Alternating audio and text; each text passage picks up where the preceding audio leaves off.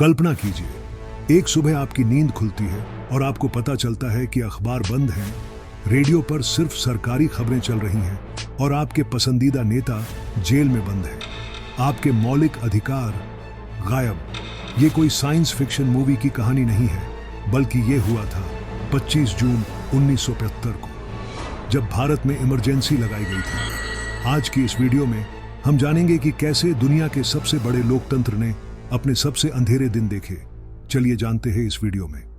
भाइयों और बहनों, राष्ट्रपति जी ने आपातकाल की घोषणा की है।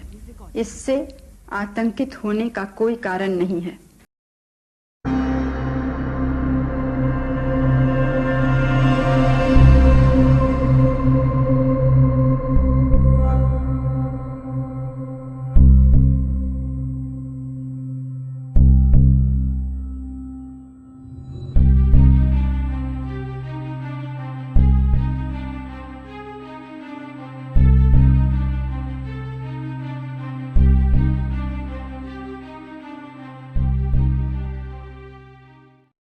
सबसे पहला सवाल, आखिर इमरजेंसी लगाने की नौबत क्यों आई?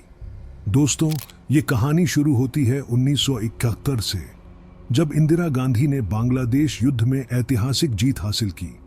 उस समय उनकी पॉपुलैरिटी आसमान छू रही थी, लेकिन ये पॉपुलैरिटी ज्यादा दिन नहीं टिकी। 1973 तक आते आते देश में इन्फ्लेशन, बेरोजगारी और भ्रष्टाचार ने जनता का मूड खराब कर दिया। और फिर आया वो केस जिसने इंदिरा गांधी की कुर्सी हिलाकर रख दी।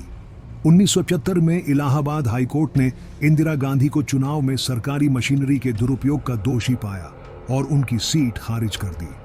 अब इंदिरा गांधी के सामने सिर्फ दो रास्ते थे, या तो इस्तीफा दें या फिर कुछ ऐसा करें जो भारत के इतिहास में कभी नहीं हुआ था।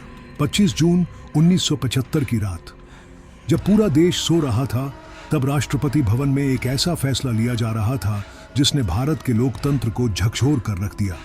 इंदिरा गांधी ने राष्ट्रपति फखरुद्दीन अली अहमद से आर्टिकल 352 के तहत इमरजेंसी लगाने की सिफारिश की और राष्ट्रपति ने तुरंत हस्ताक्षर कर दिए।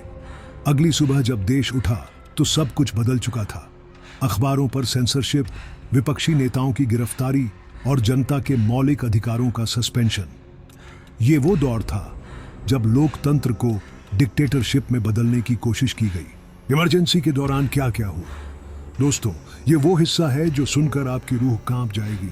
अखबारों को सरकारी खबरें छापने के लिए मजबूर किया गया। बिना अनुमति के कुछ भी छापना गैर कानूनी था।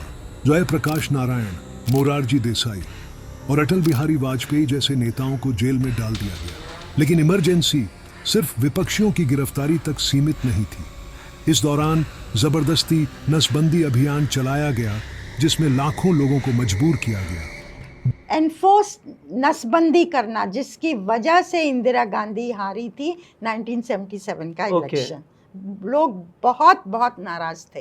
दिल्ली के तुर्कमान गेट जैसे इलाकों में झुग्गियों को तोड़ा गया और गरीबों को बेघर कर दिया गया। लेकिन दोस्तों, कहानी यहाँ खत्म नहीं होती। इमरजेंसी 21 महीने तक चली और 1977 में इंदिरा गांधी ने अचानक चुनाव कराने का ऐलान कर दिया। शायद उन्हें लगा कि जनता उनके साथ है, लेकिन जनता ने उन्हें सबक सिखा दिया। 1977 के चुनाव में कांग्रेस की ऐतिहासिक हार हुई और जनता पार्टी की सरकार बनी। ये भारतीय लोकतंत्र की सबसे बड़ी जीत थी। इमरजेंसी से हमें क्या सीख मिलती है? पहली बात, लोकतंत्र कभी भी हल्के में लेने की चीज नहीं है। दूसरी बात, अगर जनता जागरूक हो तो कोई भी ताकत उसे दबा नहीं सकती।